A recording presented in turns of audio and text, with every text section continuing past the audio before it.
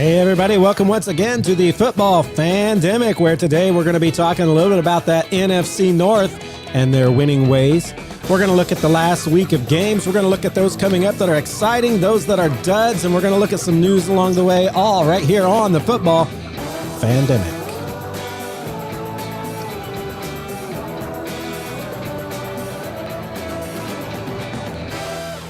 Well, here we are back again, and this is the time of the year where the temperatures drop. I hear it's all the way down to 80 where Josh is. Cold as all get out.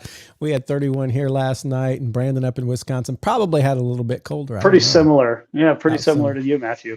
Okay, yeah, I'm down here. I'm way down in central Illinois. I say all central. the way in People the in south. Chicago call me southern Illinois, but we're definitely central here in Charleston, Illinois. And of course, none of us are as far south as Arizona, right? Yeah, it's burning up down here. Burning up. But you're cool. You're down in the 80s. That's no longer in the triple digits. You guys are going to have to go buy winter clothes soon. we were just talking. Brandon did that and spent more money than he wanted to. But he's back outfitted because he just moved. If you're not with us all the time, he was in Texas for years. And now he's up in Wisconsin. Different temperature zone. Slightly. Yeah. Slightly.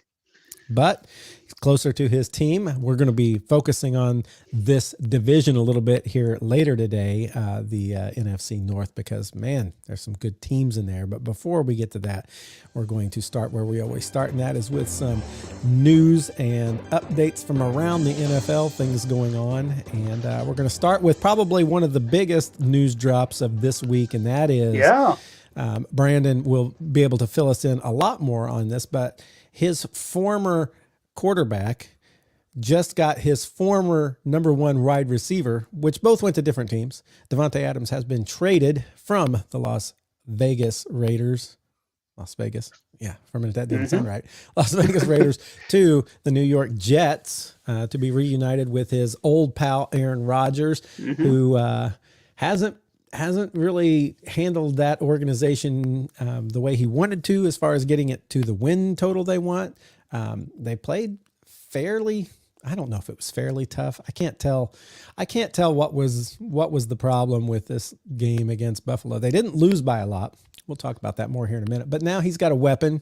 What do you guys think about Davante Adams now being reunited with Aaron Rodgers in the great state of New York?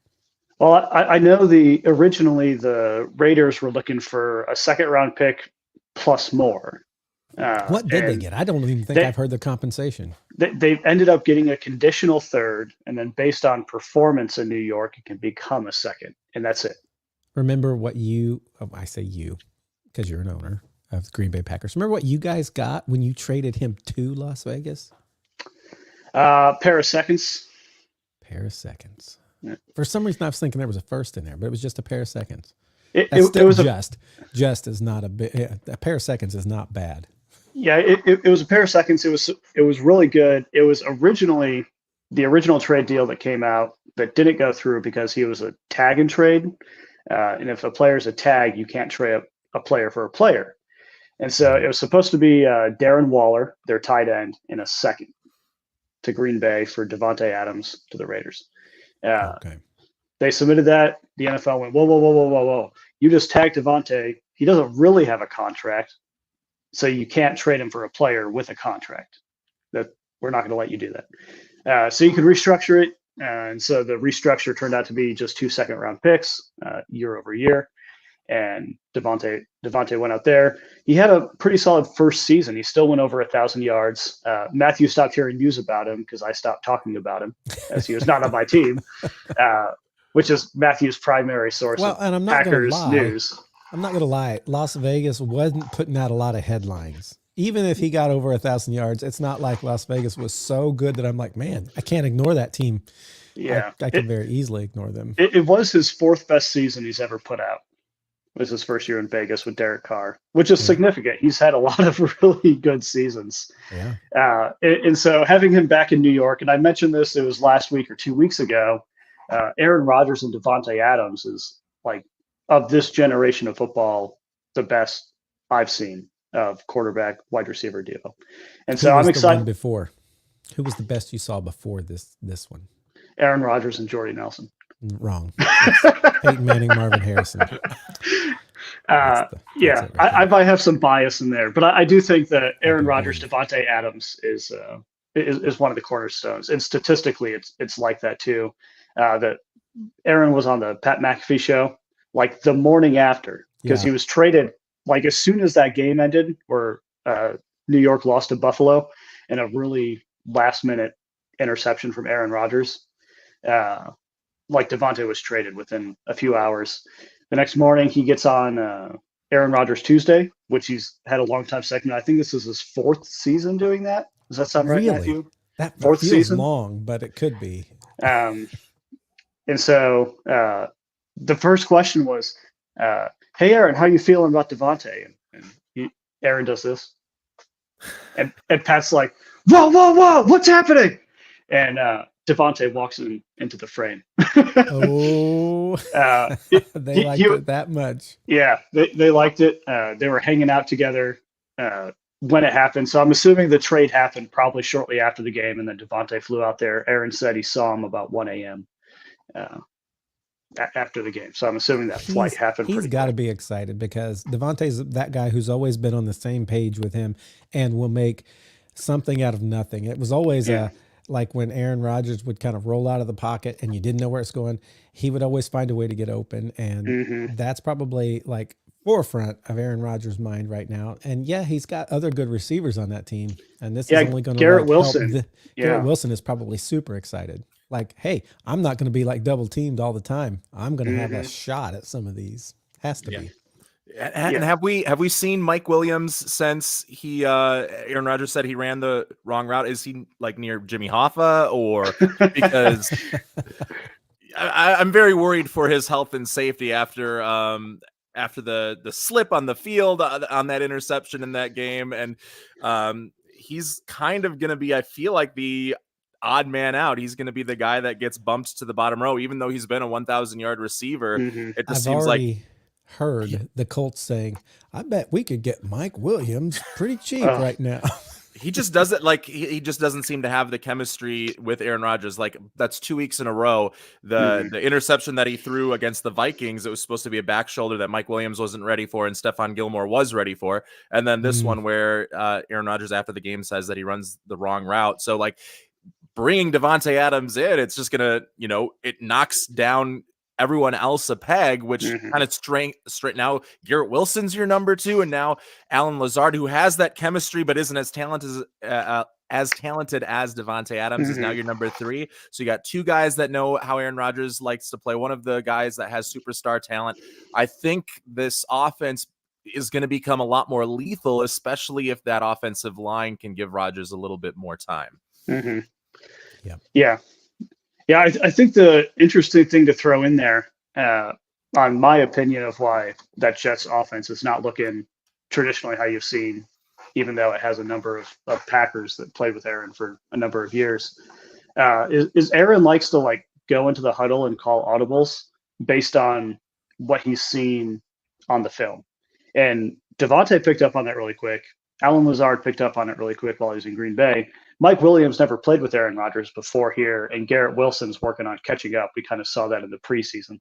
Is Aaron will go out and he'll say, "Hey, Tay, remember that route you ran in 2016 against Buffalo and like 3rd down of the 4th quarter?" Like very specific, very specific point. He's like, "Do that." And so it takes a lot to work with Aaron Rodgers. He's these receivers he's a smart quarterback, but like he can't go out to Mike Williams and say, "Hey, Allen Lazard ran this play against you guys in 2020. I need you to run that same play Allen Lazard did." Like Mike Williams is not going to know that. And so a lot of that is Aaron's like, this is where the placement of the ball is going to be. You need to be prepared for that. It's going to be high. It's going to be low, back shoulder. The first thing I saw after the trade when I logged into X, formerly known as Twitter, was Aaron Rodgers underthrowing receivers has never looked so good. Like right now, he's a bit older. All of his passes to Mike Williams just look underthrown. Really, it's just a communication issue. But I think it'll be fun having him out there. I know Devontae was out practicing. Like I like I mentioned on the podcast, it's like this Forrest Gump moment. His leg braces are off. His hamstring is healed. He is ready to rock and roll. It's a miracle. Yeah. Well, I'm excited to see if this can indeed keep the Jets in this year. They've fallen to 2 wins. Yeah, they can still climb out of this. Yeah, they're still tied for second in that division, I think, right? With the Dolphins. They both have a couple wins. Yep. So it's still doable, but it's going to take some work. And yeah, you've got to get it kind of cranking right away against the Steelers. Is that Monday? Are they a Monday night game? Or third? I don't know when I think that's Sunday night. Sunday night. But yeah, they can't really afford to lose more than like 2, maybe 3 games the rest of the season. They need to be pretty near perfect in order to make it into the wild card or have a chance at the East. Yeah. In other news, we had a different receiver trade. Okay. Amari Cooper to Buffalo. Yeah. I feel like, is this the Browns saying, yeah, we're done this season. Deshaun Watson's a piece of junk, and we're just going to like start getting picks and stuff, because they're are they one of our 1-win teams, or are they a 2-win team? I can't remember. I believe they're a 1-win team. They are. Yeah. But they seem to be in full on tank mode. And at this point, maybe that's why they're still starting Deshaun Watson, is because he gives us the best chance to lose now. And we want to get, whether it's another quarterback like Shedeur Sanders or somebody from the upcoming draft, or like Travis Hunter or Ashton Genty, somebody, they want to get a superstar at the next level. They are getting Nick Chubb back, so they're going to be a lot more run focused, I think, than usual. But I think this is a signal that it is time to tank the Cleveland Browns, and Cleveland fans can go watch the Guardians in the playoffs for the rest of this month, and then the Cavs will be there right after that. So you don't have to make Sunday appointment television viewing in Cleveland. Maybe if you're a Cleveland fan, you can hope that if they get the number 1 draft pick, they can draft a new owner. That might fix things. Hey, I'm open. I'm just saying. I've got experience. Got experience in Green Bay. You think you could be rooting for the Browns every Sunday, though? Well, hold on. It's a job, right? At least it's not the Bears, right? But there's another piece of news out of Buffalo, and I'm curious to get both of your opinions on it. So Buffalo brought in Amari Cooper. That took their roster to 54 out of 53. So you got to cut someone, right? Sometimes they cut a practice squad member, move someone from the active practice squad. It's not what they did. They cut Marquez Valdez-Scantling, receiver. Ooh, that's your guy. Now, does MVS get a call from New York trying to bring back the 2021 Packers? I wouldn't put it past them at this point. I mean, I feel like Aaron Rodgers would have more trust in him than Mike Williams. And I mean, it'd be a nice, obviously not a big, huge elite receiver, but a guy that can take the top off of a defense and force you to play a deep safety on his side of the field. It's not the worst idea in the world to bring MVS in, especially that's what Aaron Rodgers likes to do. And that's what he's liked to do since he got onto the Jets, is bring all of his old Packer teammates over. So I could certainly see it. Run that route you ran back in 20, whatever. So we send Mike Williams to Indianapolis. Well, we didn't say that. Somebody else said that. I don't know that we need that, but yeah, that'll free up their roster spot, and then sign MVS, because we can trade. Oh man, I just said we. They can trade. They can trade Mike Williams up until week 8, right? Is it the end of week 8 or the beginning of week 8? I don't know where that trade deadline happens, but I know it's coming quick. Yeah, they've got within 14 days to trade. And so you got a 2-week window, trade or cut, which I don't know if I'd want to cut Mike Williams. You just brought him onto the scene. And then you can sign MVS at any time because he's a free agent. So maybe that's a playoff push we see as an MVS signing somewhere. Maybe there's another team that says, ooh, I want some of that. Maybe Kansas City brings him back to help them out with the injuries they're going through. Right. I'm not sure, but I do think there's a pretty niche market for him. He does understand the Kansas City offense. He helped them win a number of playoff games which is like the prime time MVS is in the playoffs. Right. That's where And he so, actually did anything, was in this playoff games, right? yeah, or against the Chicago Bears. And that's it. He's like Randall Cobb.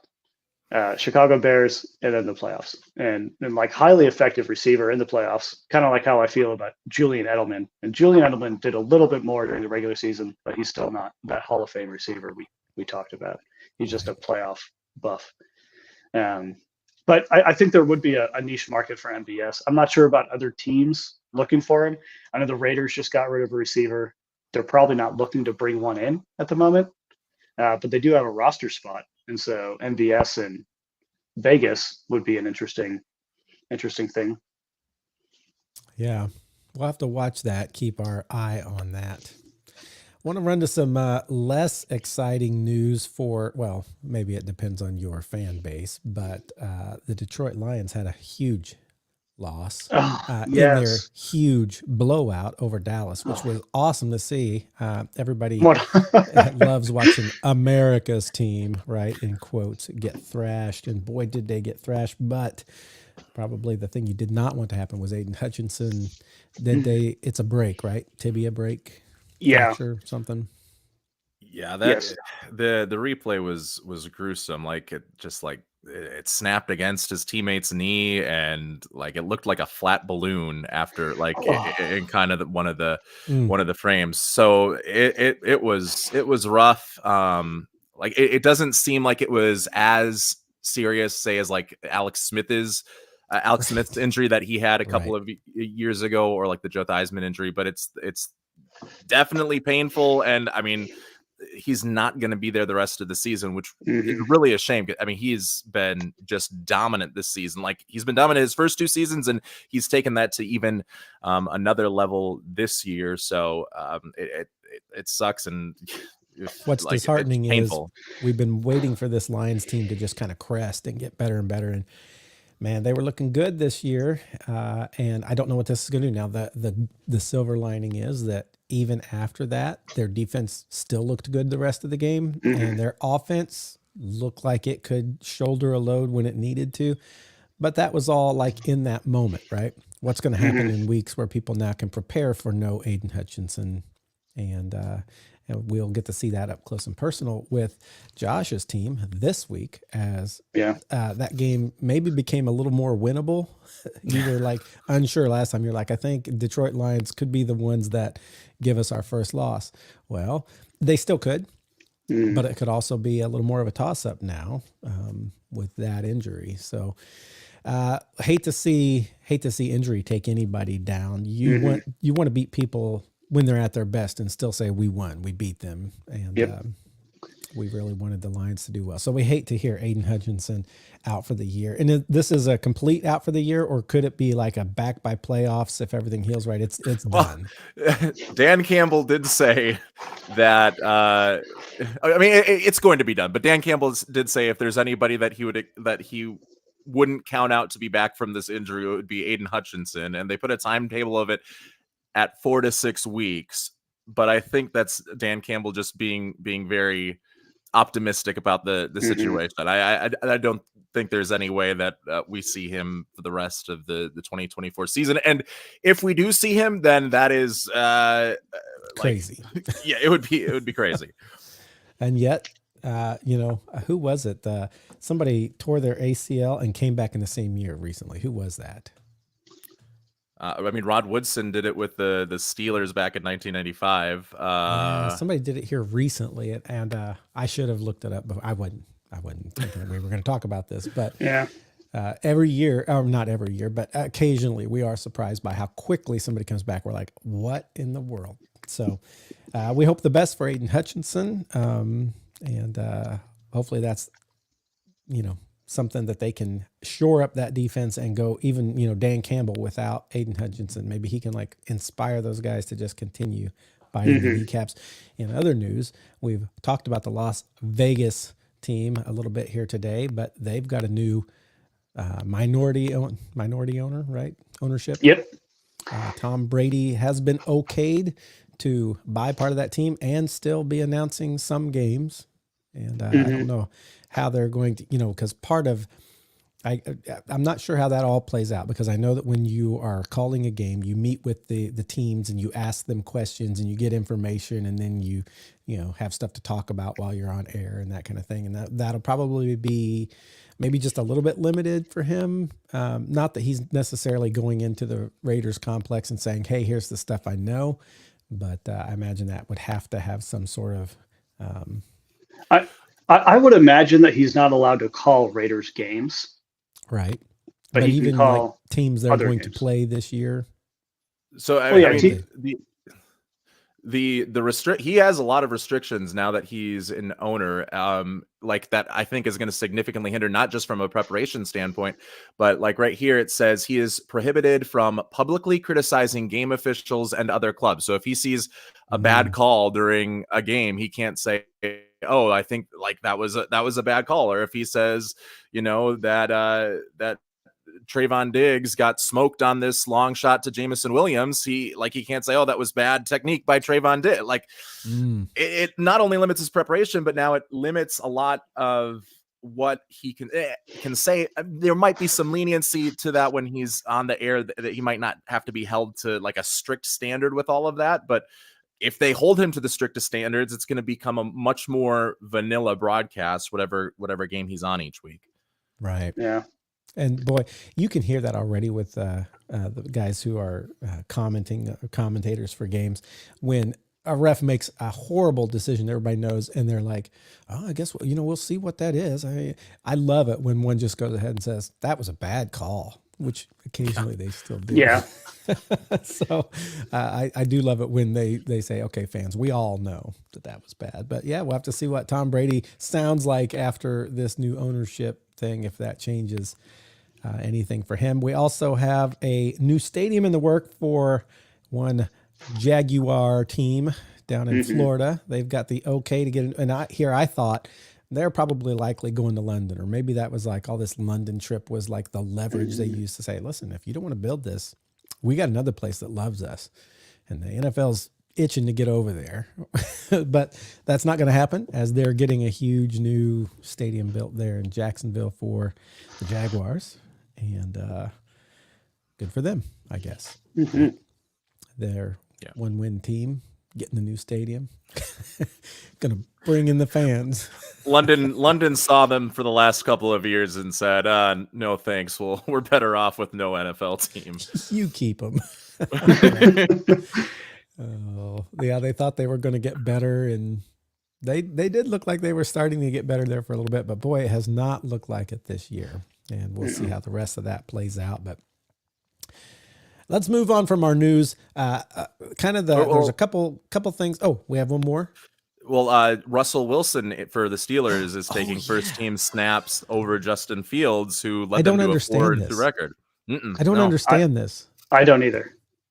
What do you think this? Here's what I thought when I first heard it, and maybe you have a different view, but I thought, you know what this is? Trade deadline's coming up. They're going to start saying, "Oh yeah, we're giving him first reps because we really believe in him." Oh, would anybody be interested in trading for Russell Wilson? Would you like Russell Wilson? That's the only thing I can think, but I don't know why they would even do that, because they've got him for basically $1.4 million for the year. Can you ask for a better backup in case Justin Fields gets hurt for a $1.4 million? Unless they're thinking, you know what, we can get something for him, but I don't understand it. If they're looking for compensation, I'm not exactly sure what the market would look like for that, or what teams right now would want to bring in Russell Wilson. Dallas is not going to. They just paid Dak. Vegas doesn't have much of a quarterback, and Russell's going to want to go in and start somewhere. And so I don't really know what the market is. Maybe Cleveland. It could be Las Vegas. I mean, because Aiden O'Connell is there. He just took over for. They're switching like every week. It's not a consistent quarterback. Neither one of those seem like the answer. But is Russell Wilson the answer? Maybe they think so. Yeah, Russell Wilson and MVS to Vegas. That's Brady's first thing as owner. Making the moves.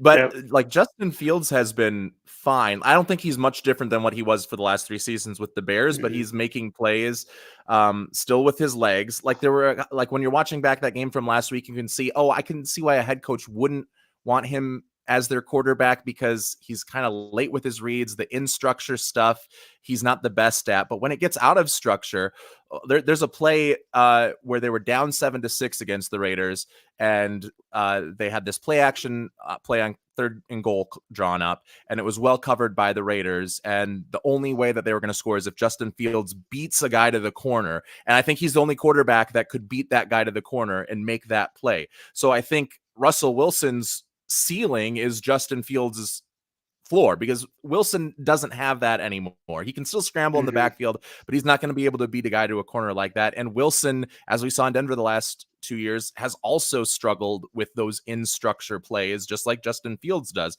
So you have the same guy in structure, but one guy significantly better outside of structure, and that being Justin Fields. So I just don't understand why you want Wilson to be your number one quarterback going forward if this is going to be a benching of Justin Fields. And the worst part is you bench Justin Fields and you play Russell Wilson, and if he's not good, then what? You go back to Justin Fields, and you don't think there's like hurt feelings there at all? Or No, if I'm Pittsburgh, I'm rocking with the young guy. We know what Justin Fields is capable of. He's got plenty of tape for it. We know he can extend the play as needed, either on his feet or in the air. And I know Josh had mentioned, there's some concerns with some of the reads he makes, going back to throwing an interception to Aiden Hutchinson as a Chicago Bear, where he had one person rush him and threw the ball directly to him. Just poor read, right? But I still like the upside of Fields. I think he works really well with Mike Tomlin and Mike Tomlin's system. And I just don't understand the Russell Wilson outside of trying to trade him, but other teams are already going to know what Russell Wilson can do. Miami's another team that comes to mind, depending on the Tua situation, just to kind of bridge you to the next quarterback. If Tua retires or if he's significantly injured for a long time, he's a consistent guy that can be there.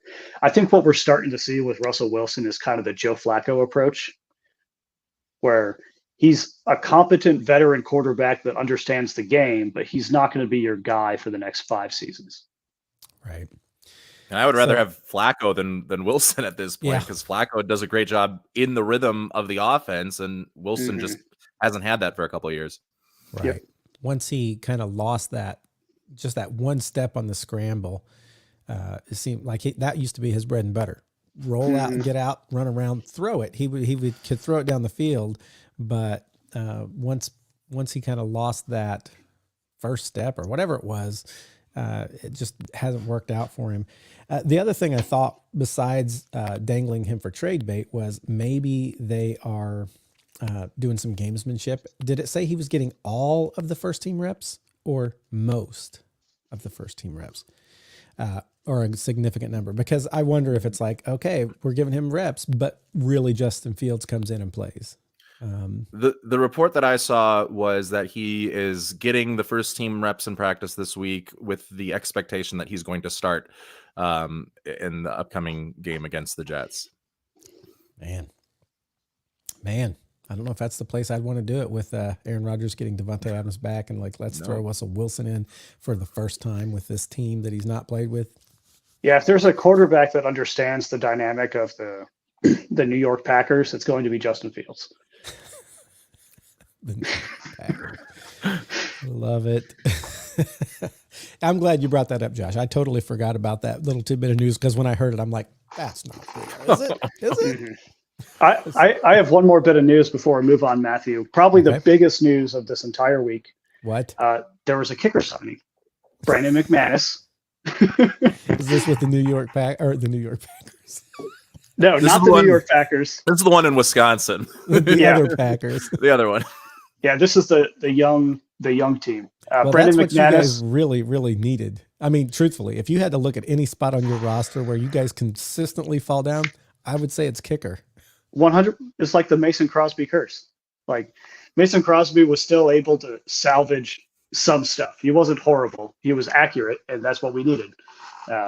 They got him. They brought in Anders Carlson, who was making around 80%. It was like 80.1, 80.3 is what he had. Somewhere around 80.3.2. 258. On all kicks beyond 30 yards, like field goals. That's right where you need it.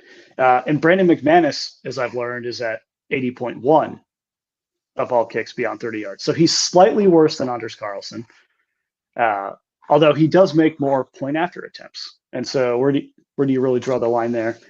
We did cut Narvinson, who was a fun experiment for the first 6 weeks. Who is this Narvinson? He was our kicker.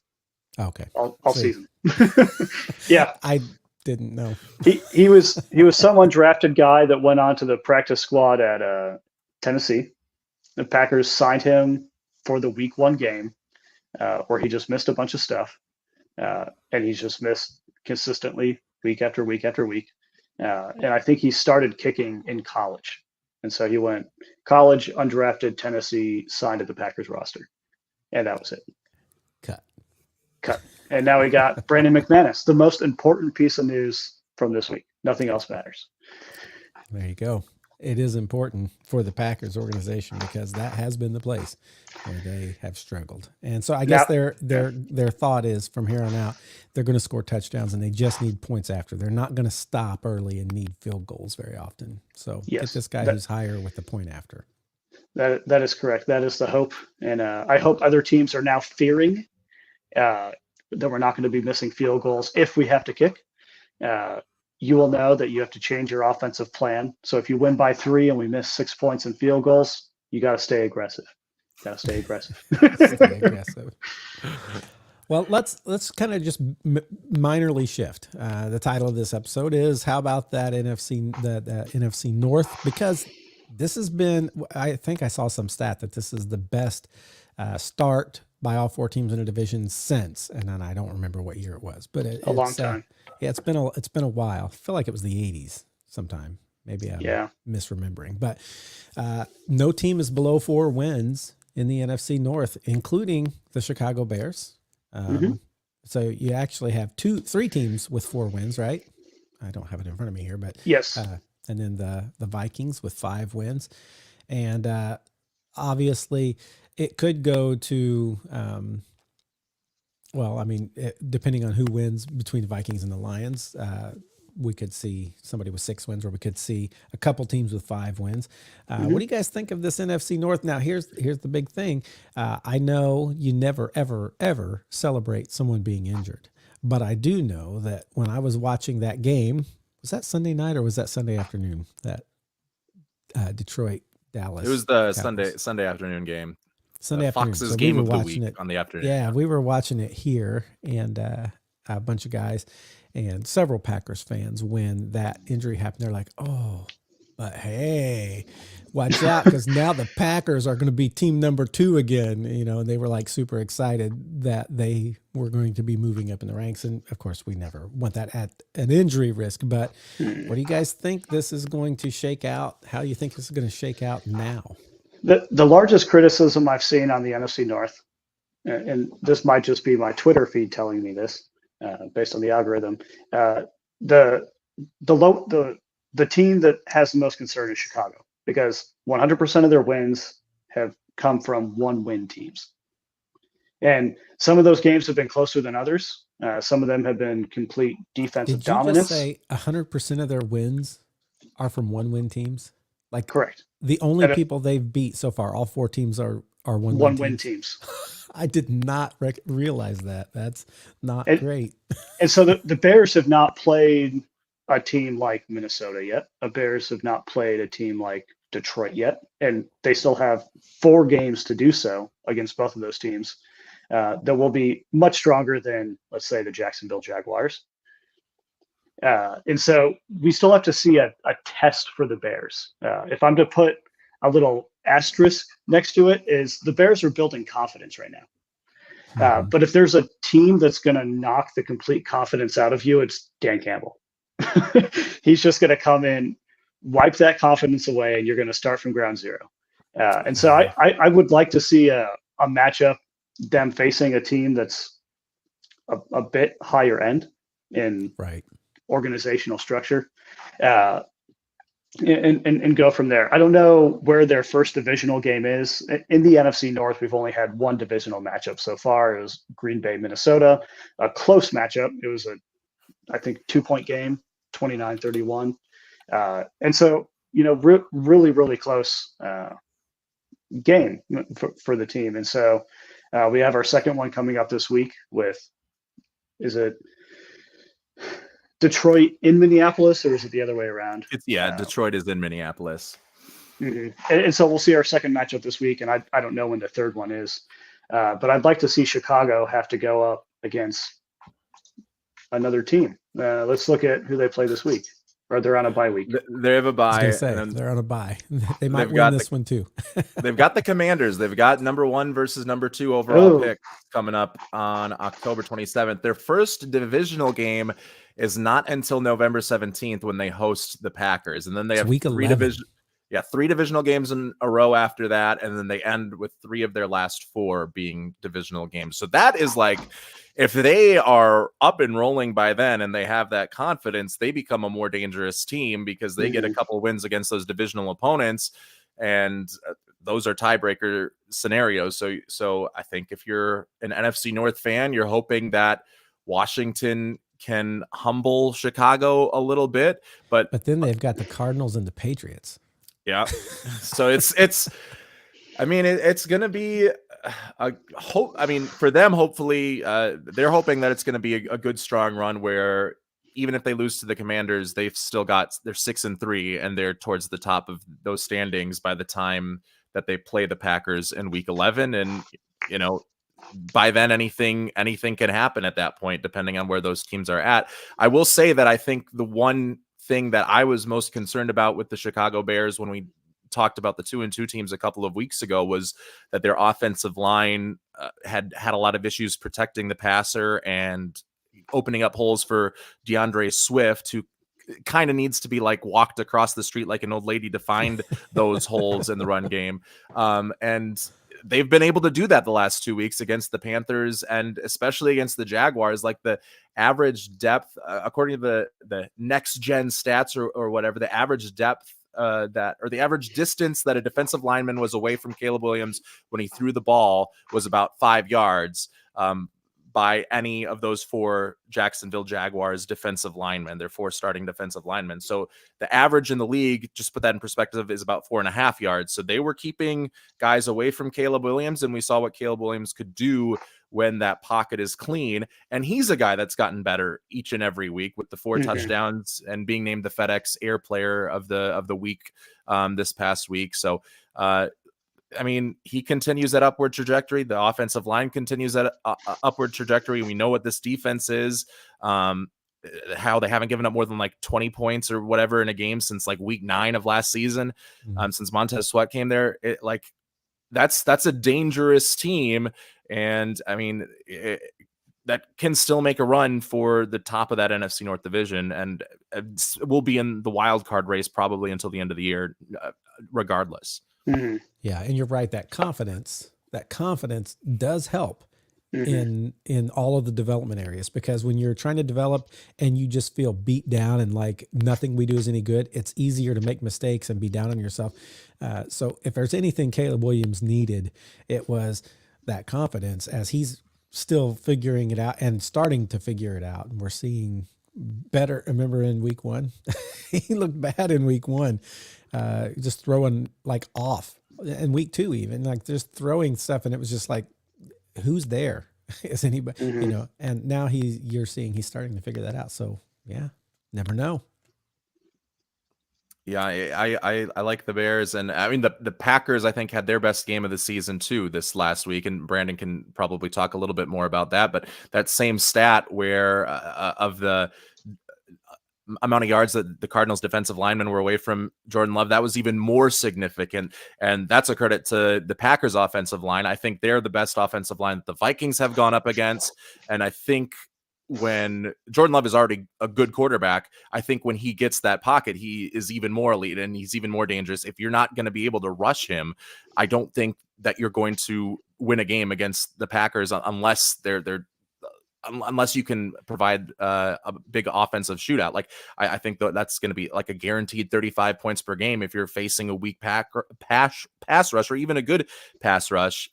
Because I mean, Jordan Love can pick you apart if you can't get pressure on him, and if you blitz him, he can pick you apart because much like kind of like the Aaron Rodgers effect, he knows exactly where to go with the football. He has his hot route ready to go, and he delivers it quickly to that guy. So the Packers also very dangerous. All four of these teams, like we talked about it last week, we could see all four of them in the playoffs if this trend continues. I would love that, by the way, just because I've not seen it. And I would love no to one see has. that. It's never happened.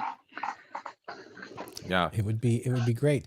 Now, to do that, you guys have to root for the Bears to make the playoffs. That's going to be tough for both of you, especially Brandon. I I don't just have got like a burning sensation in me the moment you mentioned that, Matthew. That's called heartburn.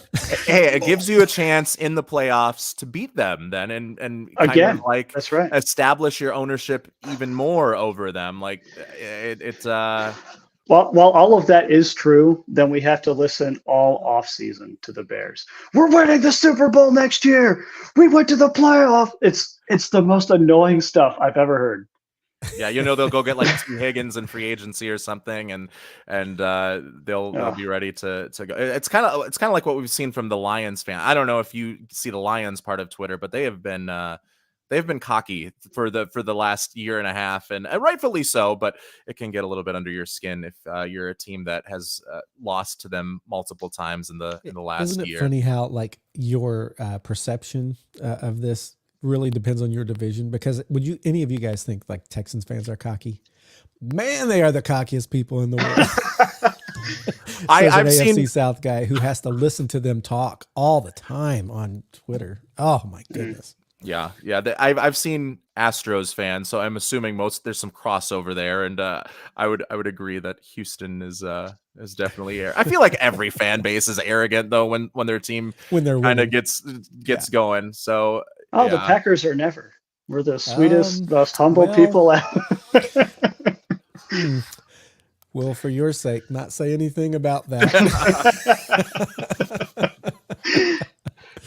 Oh, well, okay. So all four of those teams, we've talked a little bit about the Bears and how they could get to looking better. We talked about how the Packers are starting to look better. We've talked about Detroit. They've got a test coming up, right? With Aiden Hutchinson going down, they've got to basically not just continue, but they've got to now like right the ship or maintain where it could be a dip, right? And if anybody can do it, maybe Dan Campbell is that guy to like inspire that defense. It's like, you guys, yeah, we loved him, but you guys are able to do this too, and we'll see how well that works. I do believe their offense has been looking good of late, especially against that Dallas Cowboys. And I don't know if that just says how bad the Dallas Cowboys defense is right now, but man, they didn't stop anything. No, I think this was a statement game.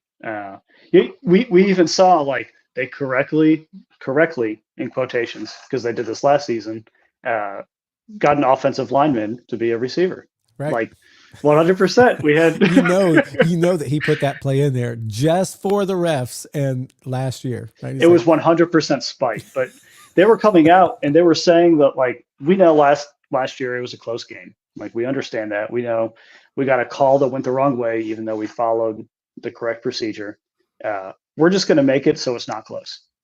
And that's exactly what they did. They went out there and made sure it wasn't close. My wife has Dak Prescott on her fantasy team. Oh, that's too bad. Man, 5 turnovers on the Dallas offense. He really did look bad. Now, did I hear that his finger was hurt or something? Because man, he was throwing some balls that just like hit the dirt like really quick, and I'm like, what is going on with Dak? That just looks so. I didn't know if he was just so pressured or if there was something wrong.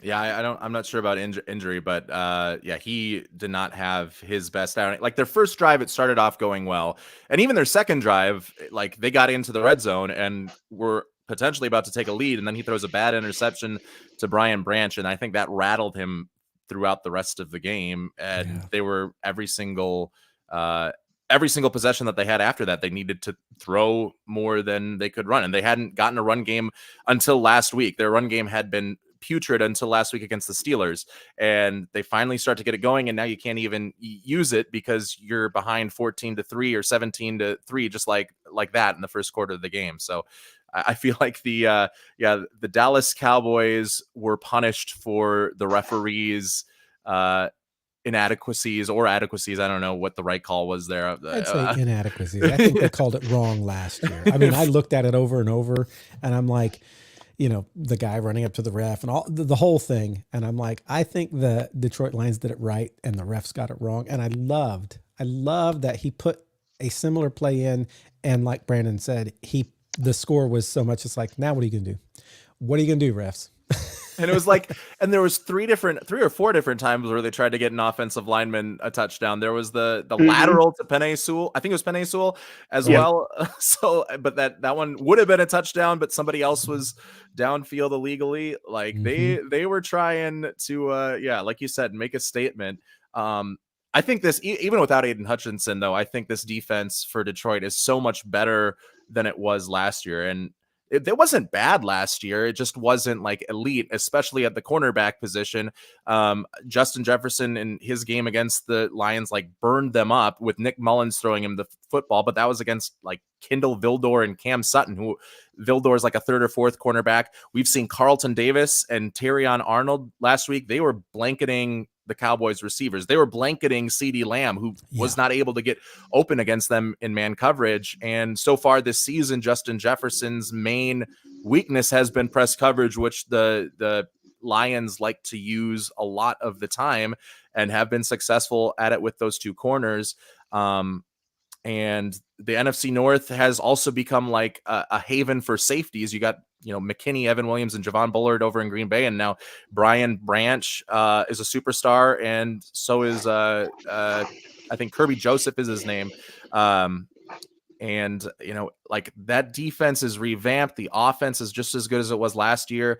And at least against the Vikings, I still expect them to get pressure because Aleem McNeil is a monster in the interior, and they just signed him to a big contract extension. He had 2 sacks against Dallas, and Minnesota's weakest point on the offensive line is the interior. So I still think that he's going to be able to potentially wreck that game against the Vikings and wreck other teams' games throughout the rest of the season. And I especially coming off a 47-9 win, it's hard for me to pick against the Lions in being the favorites in the North from here on out. Well, we will definitely watch it closely starting this week. And so I'm just going to ask now, do you think the Lions win this week? Yes. In the words of the 1997 song by The Dispatch about the general, I believe the lyrics are, I have seen the others and the fight is not worth fighting. That's where my, where my confidence about beating the Lions. And maybe it is because we just what have you done for me lately? We just saw the Lions crush the Cowboys, and the Vikings kind of squeak by in London and have their worst performance. But man, I think that 2017 loss against the Buccaneers by Detroit is way back in the rear view mirror now, and they seem to be world beaters this season. So I think the Lions are going to win, and it might be like a 2-possession game, especially since Minnesota won't have their best middle linebacker in Blake Cashman, probably won't have Aaron Jones. TJ Hawkinson still not ready to return yet. So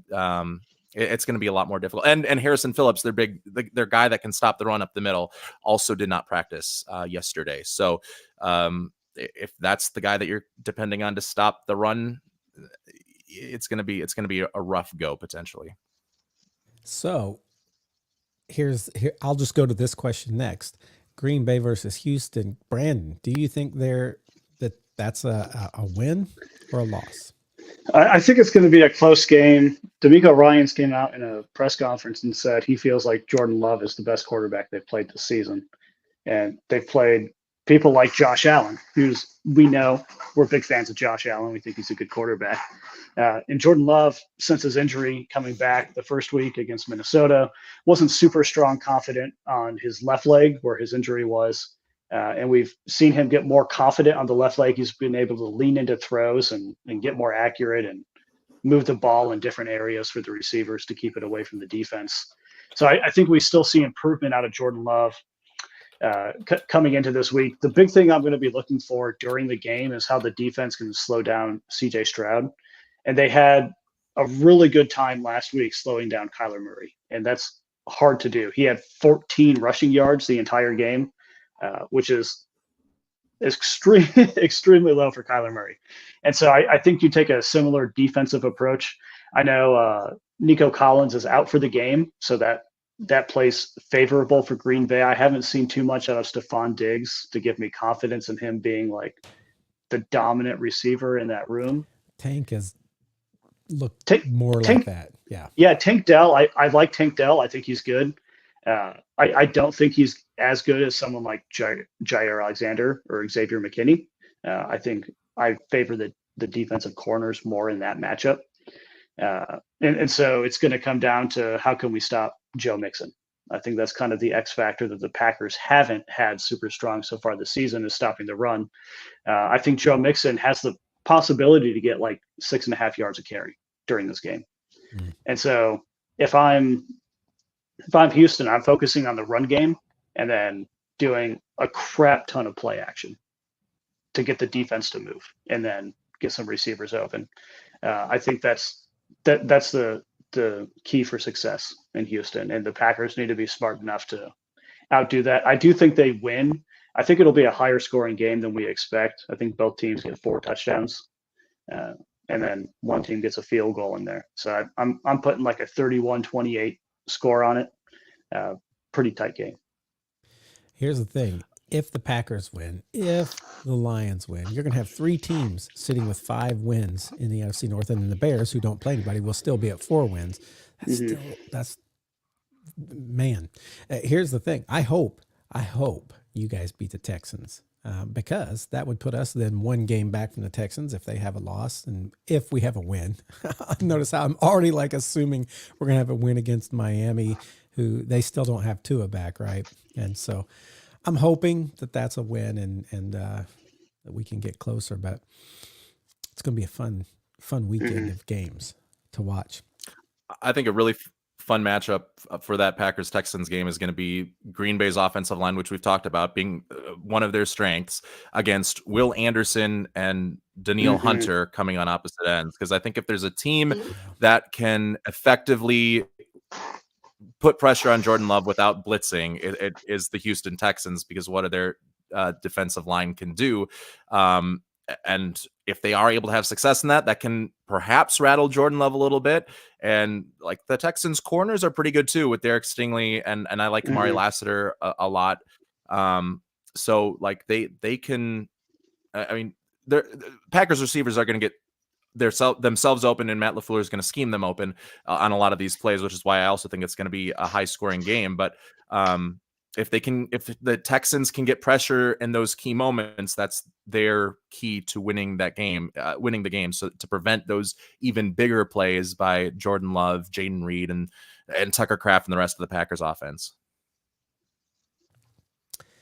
We'll keep an eye on it. We'll watch it this week. And we're going to talk about Marquee Miami, and I bet some of these games are going to be in this mix.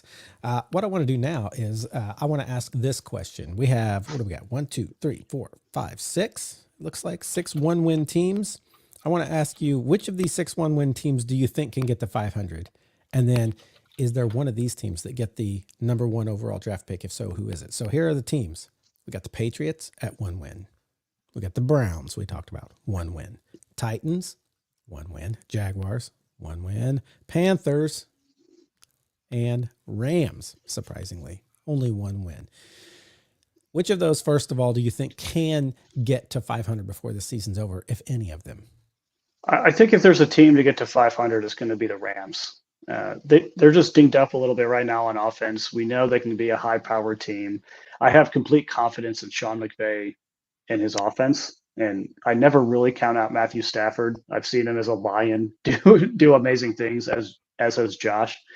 And so I think the Lions, if there was one of those teams to get to 500, it would be the Rams. This is the first year they don't have Aaron Donald, right? This is his first year as being retired. I'm not forgetting. Yeah. Yes. Yes. But right.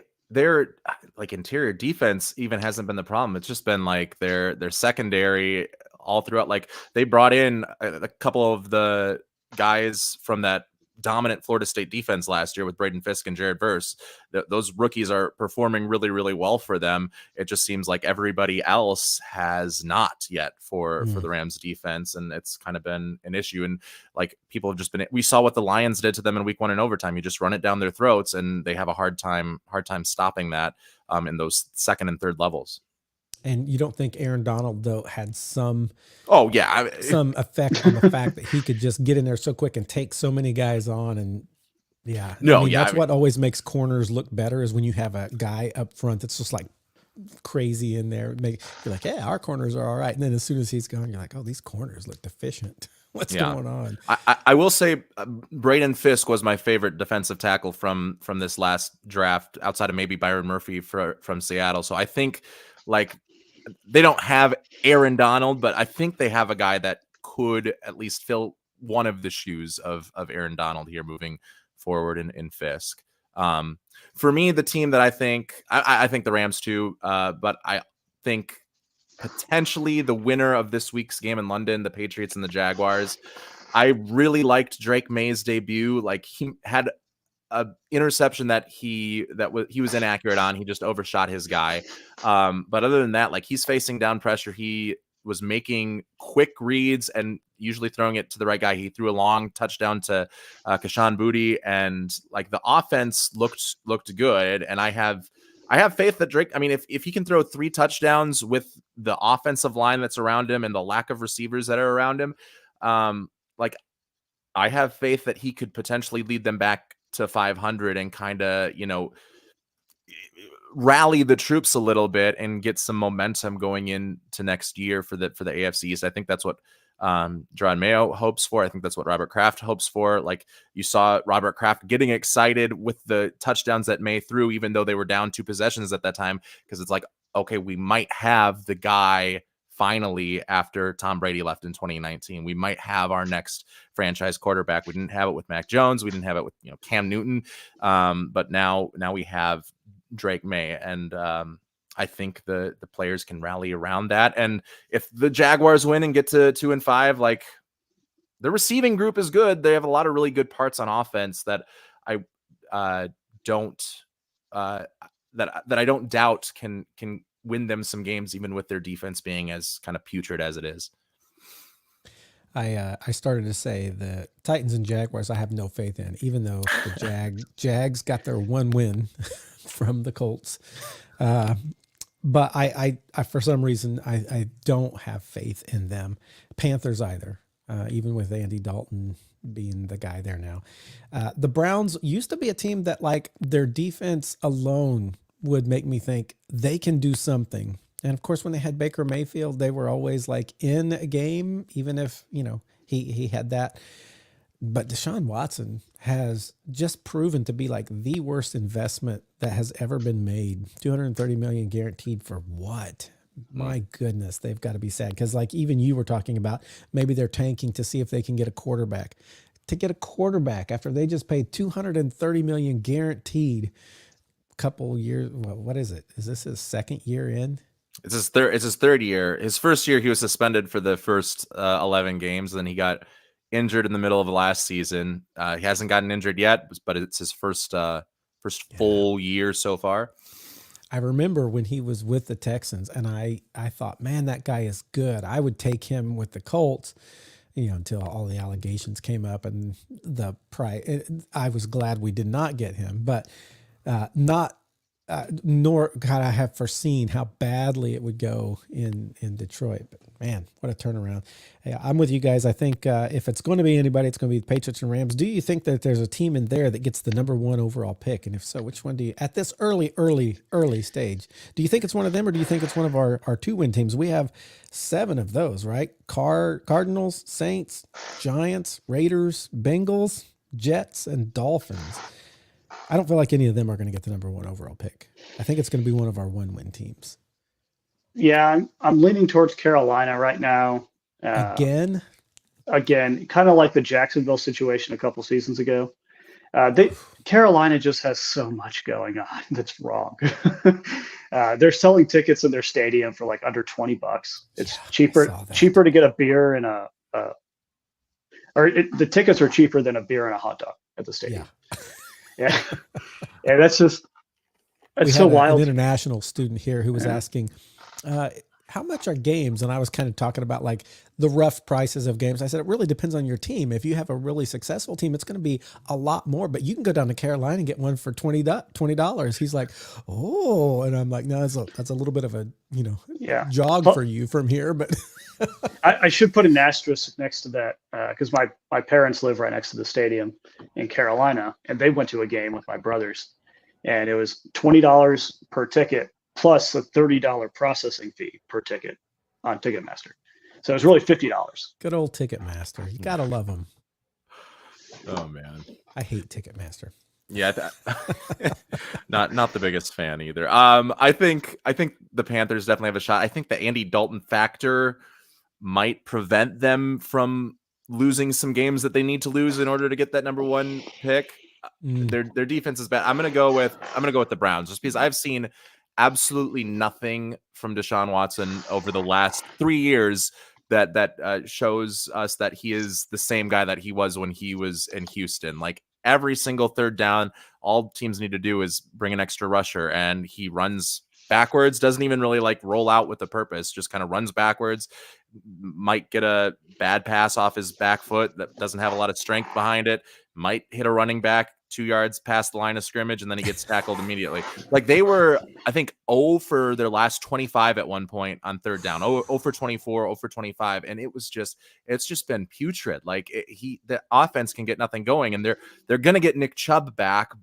But like, even then, that's a guy who had a pretty catastrophic injury. Is he going to be the same Nick Chubb that he was before the injury last year?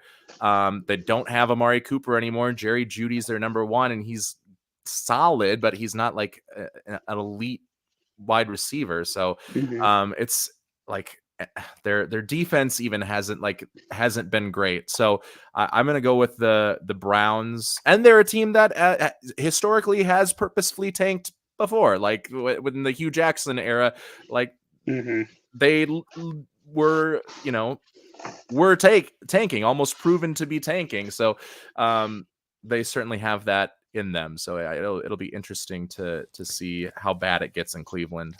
Used to be two or three teams, but two teams that I was like, man, these teams are so bad. They're poor fan base. It was the Browns and the Lions. The Lions. That's exactly right. And the Lions have finally gotten respectable and good.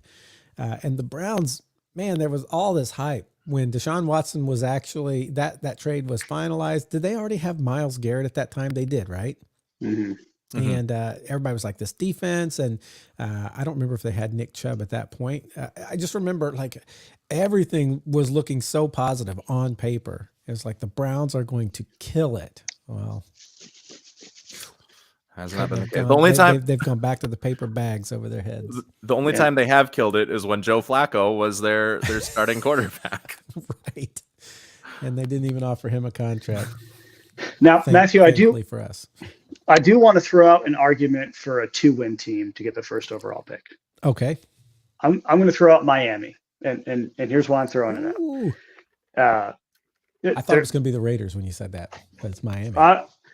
You can make an argument for them too, but they've got a new minority owner that understands a little bit about football.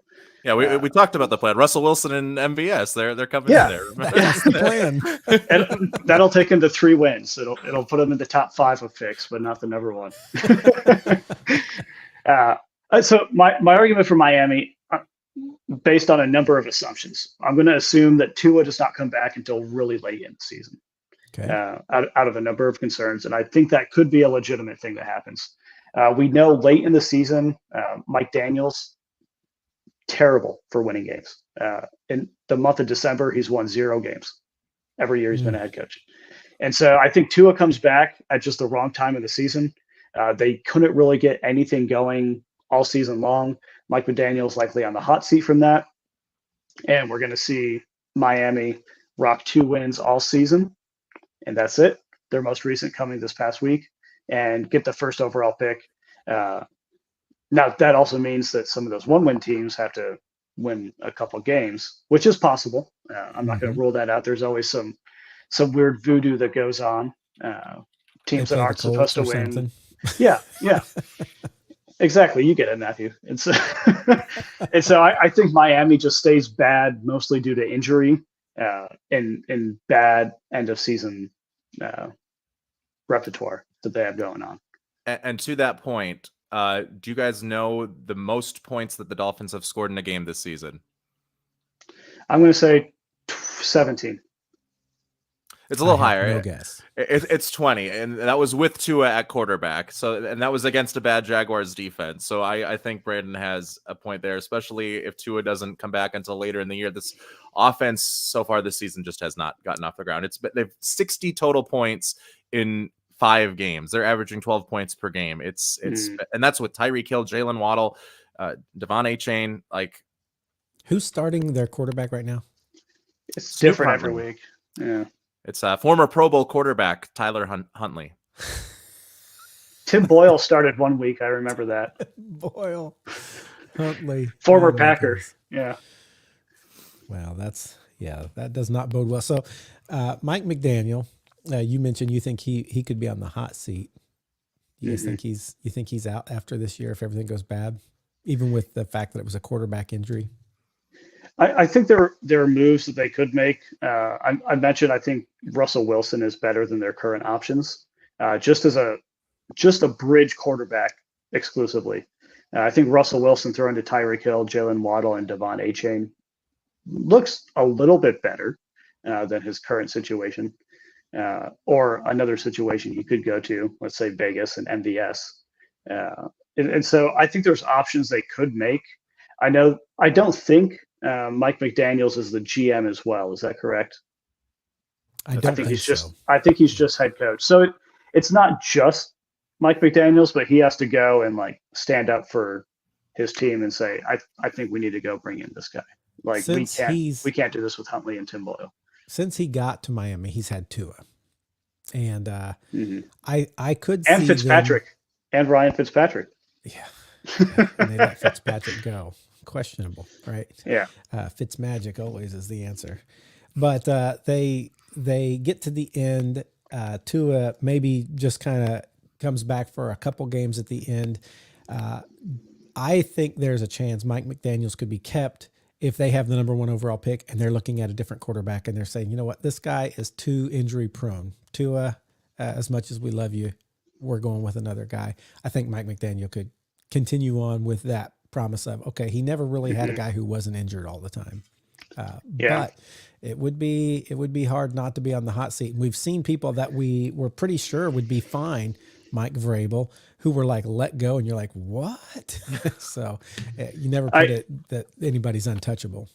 I do think, out of pure speculation, let's say Brady has a little bit more say into the Raiders than we see. Making a bunch of assumptions here. Let's say Brady likes the idea of Tua, not so much the idea of Gardner Minshew. They do a trade, and within these next 14 days before the trade deadline, of course, Gardner Minshew and let's say a 4th round pick for Tua, straight up. How does that look? Speculation. 100% speculation.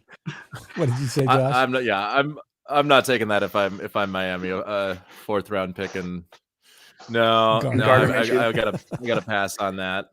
Now, how about Max Crosby in turn of Tua in a second?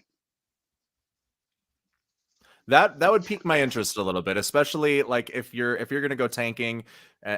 Max Crosby the next year can give you a valuable piece on the line, and you can go get a guy who's already used to the Miami fan base and draft Cam Ward number 1 or somewhere in that first round. And doesn't have to move anywhere. He can just stay wherever he's at. Doesn't have to, face some new challenges. And there you go. So yeah, Max Crosby, and I'll take Max Crosby even if I have to give up a 2nd round pick. Okay, so we might have a plan there. If you're any of the Miami brass, listen up. We got you. Or if you're Josh Haupt, if you're one of our 2 listeners right now, Josh, tweet it out on our Fandemic page. Let's get Tom Brady to see it. So we have 6 1-win teams. We have 7 2-win teams, and we have, I think, 7 3-win teams, right? Those are all the people who are now the 3-win teams. They're still in it, and it's funny to me. Like at the beginning of this season, a lot of people were like, you know what? If AR is in at the end of the season, and we're 8 or 9 wins, count that as success. But we're at 3-3, and man, everybody's like, this team is dumb. This team we need to get rid of Ballard. We need to get rid of, hopefully nobody's calling for Steichen, because I think he's a good coach.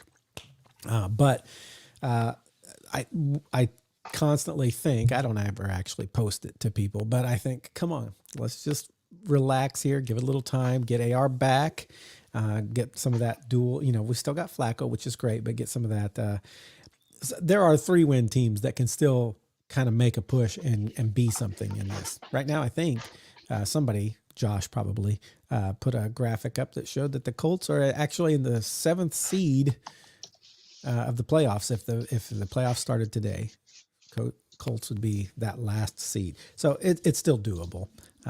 But those 2-win teams, those 1-win teams, things are getting dire there, and they need to start either figuring out what they're going to do, or are they going to tank? And so we'll have to keep our eye on those teams. And we told you who we think might be the biggest tankers of all, or at least Josh says it's the Browns. So we'll keep an eye. I can see Jimmy Haslam doing that, and unless they're planning to get a new owner, which I don't think they can, then they're going to have definite possibilities of tank coming on. And real quick, let me ask you this. Of those 6 teams with 1 win, who do you think could have a coach that is out? Well, let's actually expand it to the 2-win teams too. I'll just say a team. You tell me head coach stays or goes at the end of this season based on, let's say they don't do very well. Patriots. Stays. Who is their coach? It is Jared Mayo. Yeah, and it's his first year. Yeah. Stays. Browns. Stefanski, right? I like Stefanski as a coach. It depends on what goes on behind those closed doors. If he mutinies and starts Jameis Winston, then he's probably gone. If he keeps Deshaun Watson and stays in line, then I think they'll give him another chance to get his guy in the draft or in free agency. Okay. Yeah, I like Stefanski too, but man, it has not looked good for his win record there. Titans, you got the new guy, Callahan, right? Bill Callahan. Yeah, I think he's given 2 seasons. Yeah, I agree. Jaguars, Doug Peterson. Out. He's gone. I agree. He might be gone. He might be gone this week. I was going to say he might be gone before the season's over. Because it's already the talk. You already hear it. That's no surprise. The only reason he might not have been gone after this last loss is because they don't want to bring another guy out to London for a week, and they're there for 2 weeks in a row. So, it's just kind of an awkward. Get on the plane, and then we'll fire him on his way back. Yeah. Let him get back in the country first. Panthers, their coach. Who is their coach now? It's Canales. I don't know. Canales. He's a new guy. Yeah, he's a new guy. He took over for Frank Reich. First year. That's right. Yeah, I'd for all these guys, they're in their first year. I think you got to give them at least 2 seasons. Okay. The Panthers have been known, like, they got rid of Frank Reich last year in his first year with the team after like 11 or 12 games, and I think he could, if they don't like what they see. I think David Tepper is what's the word I'm looking for? Does things spontaneous. I think he's a very spontaneous guy. Yep. I could see them firing this guy too. Yeah. Yeah. And how about the Rams? No. He stays. Yeah. If he wants to. I think the situation with the Rams is Sean McVay retires. I don't think it's a firing.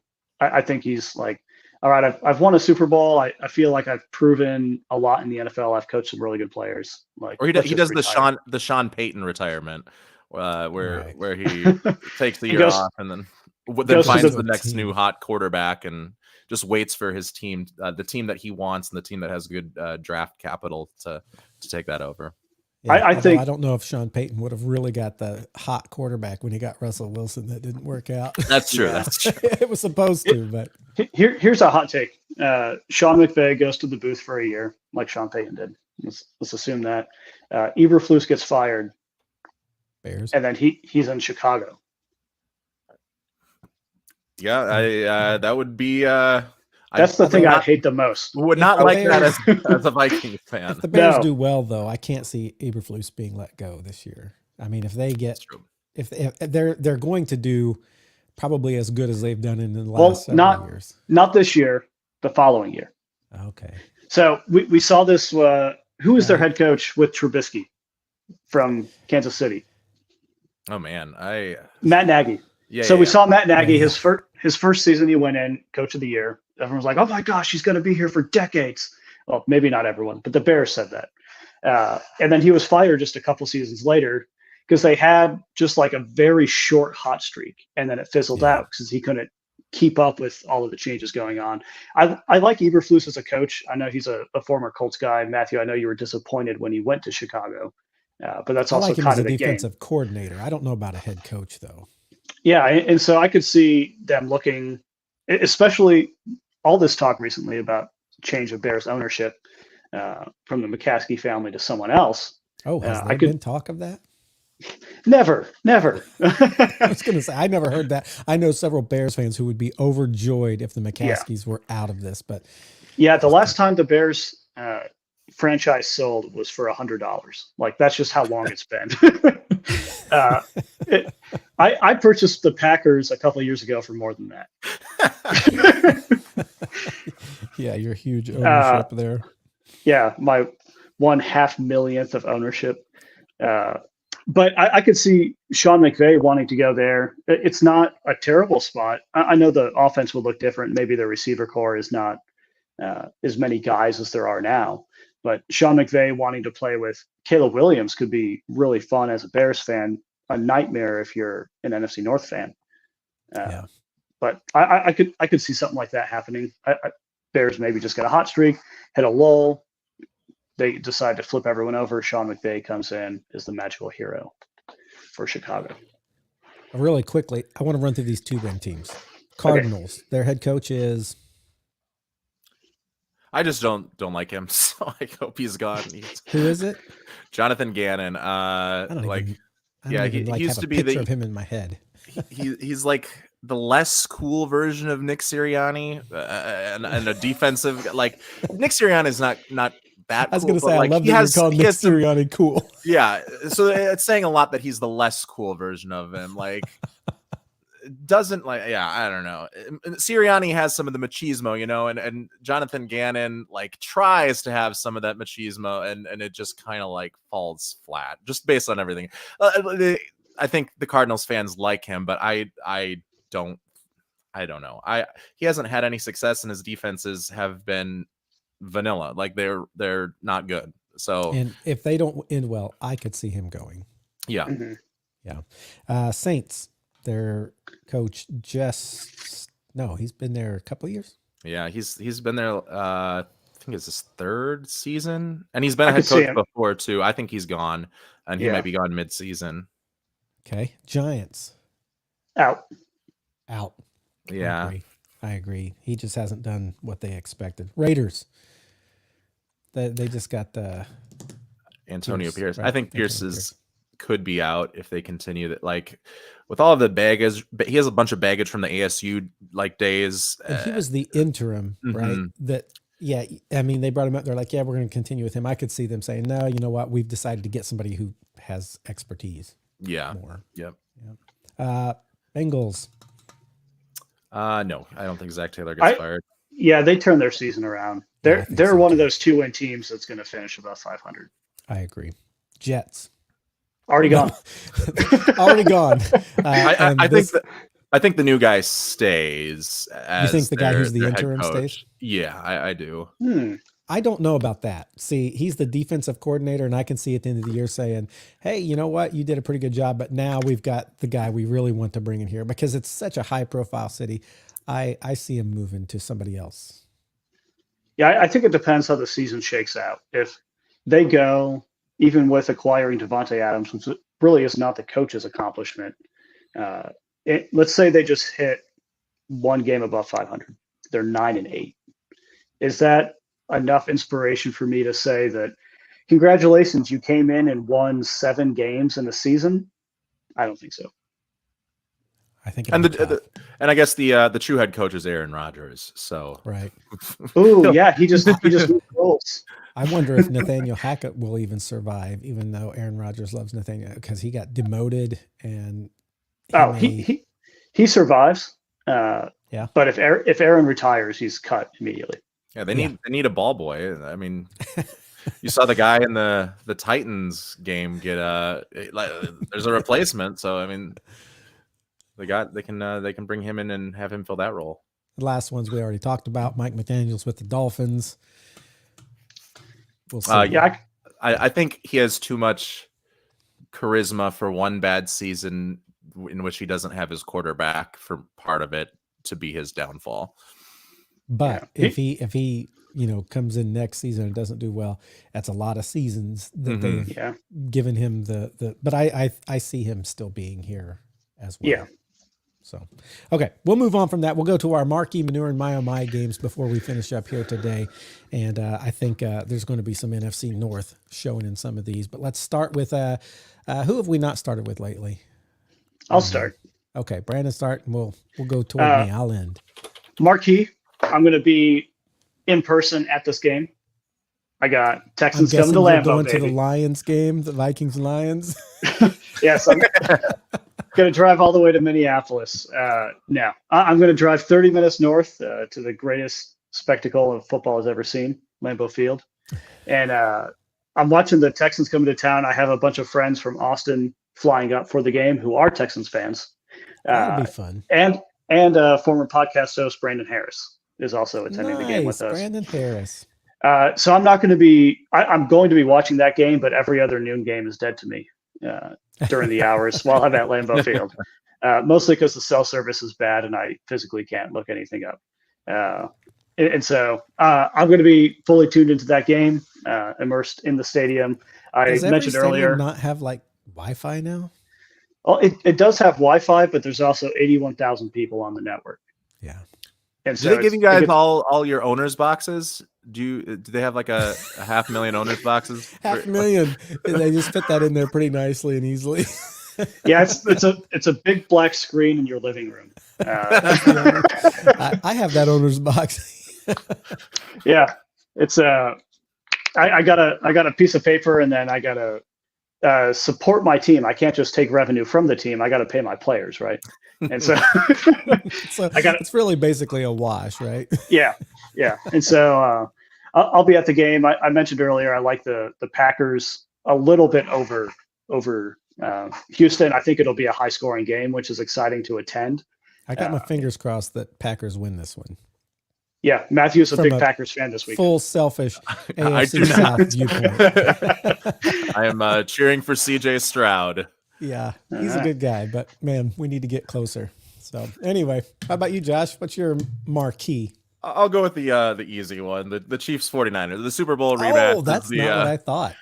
See, I don't. Well, the Vikings and Lions is going to be fun, but I think I don't know if it's going to. Like I said, I'm not sure how close it'll be. The Vikings could give them a run, but I'm going to go the Chiefs and 49ers. It's this, like, when I think of the marquee, it's like, the number one, like all of the best players coming into one place. And that's what happened last year. It was the Chiefs and 49ers all in one place in the Super Bowl in Las Vegas. Now it's just going to be in San Francisco. And I like the 49ers to win this one. So I think we are going to have no more undefeated teams in the NFL. That 49ers defense, even without Javon Hargrave, like, I think it's Malik Collins is their other defensive tackle, and he's been just as effective. Everything has been working for the 49ers on defense and their offense. Like, all the parts are still coming together. We're not sure if it's going to be Jordan Mason or Isaac Granado, or I don't know how to pronounce his name, the rookie. but I think the 49ers come in and take care of business against the Kansas City Chiefs. I would also love to see that just because I hate the Chiefs. Go Chiefs to lose. So I'm going to pick the game that I thought you were going to pick, and that is Vikings-Lions, because I do think that that's going to be a really interesting game. This 5-0 team with Sam Darnold revitalized against the Detroit Lions, who are trying to figure out, okay, how do we deal with Aiden Hutchinson gone? What will that look like? I'm excited to watch that game more than I'm excited to watch Kansas City 49ers. Surprisingly, I think it's going to be a more fun game. So there we go. I thought I would have to pick something different, but I'm just going to stick right there. All right. How about the My Oh My? Let's go straight to the My Oh My. Let's not do manure next, unless you guys are prepared for manure. I'm prepared for manure, but why don't we snake it like a draft? Snake it. All right. Well, I was just going to let you guys always pick first. I had a couple here. I think I'm going to go with. I'm going to go. I'm not going to say who I had because one of you guys might want to pick them. I'm going to go with Raiders Rams. I just feel like that's not going to be that exciting of a game. I know it's Sean McVay, and they may show something. The other one I was going to pick is pretty bad. I know Brandon likes to do the one great team against a really bad team that's so boring. I usually pick the two teams that are just not very good. And in this case, I'm going to give Raiders and Rams the not very goodness title above the other that I was going to pick, because I think one of you guys will probably pick the other one. So, Josh. Yeah, I think the game that I'm going to pick is going to be entertaining, but it's going to be entertaining in the same way that if you're watching The Bachelor and they're down to like two people that one of them can get a rose, and it's the two people that have caused the most drama, and none of them are going to win the heart of the Bachelor or the Bachelorette. Like, it's early in the season, that's not going to happen. They just need to manufacture this drama, and these two people have not liked each other, and it's fun. You get to watch them kind of throw insults and like give like mean faces and like really fun little cuts that they make, and like there's memes that come out of it. But in the end, it's kind of like you go to commercial break, and in that split second where you're just looking at the dark TV screen, you can see your reflection, and you're wondering, what am I doing? This is all meaningless. It's a Monday night football is on. I should be watching that, but instead I'm here watching two people that have no chance at winning the Bachelor's heart, fight it out. And that's what the Patriots Jaguars is this week. That was my other pick.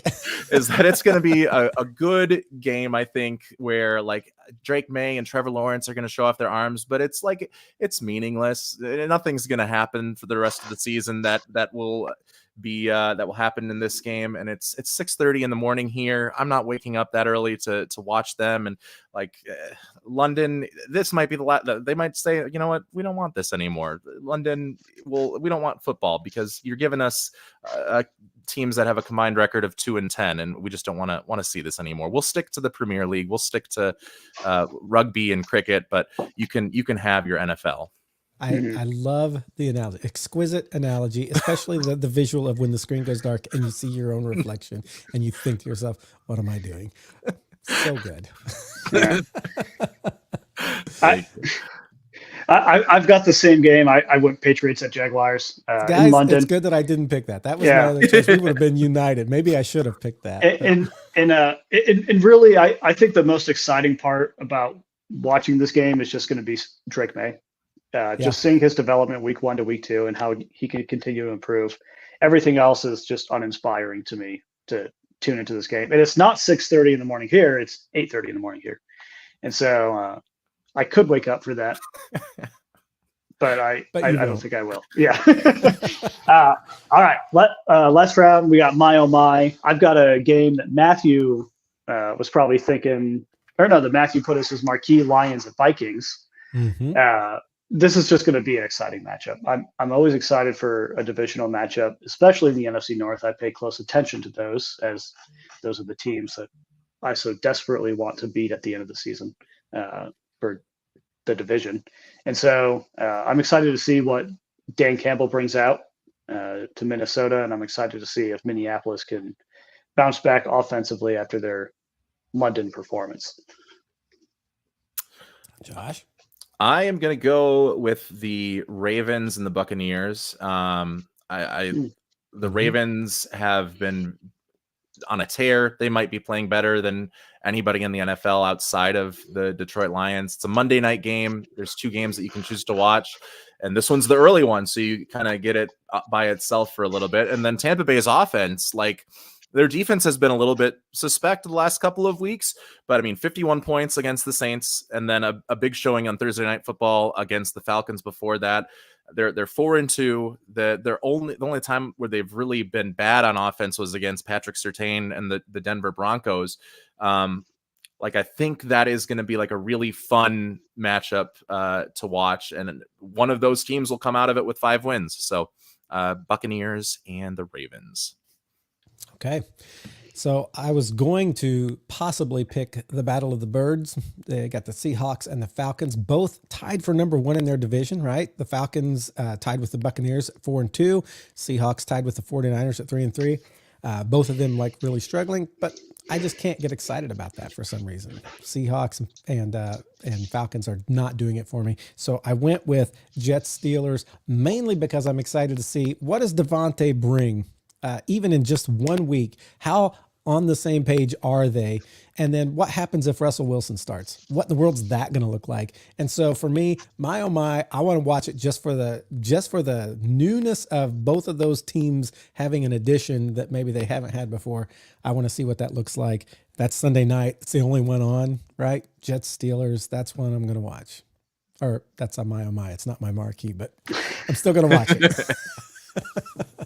All right. Hey, anything else before we go here today that we just need to say?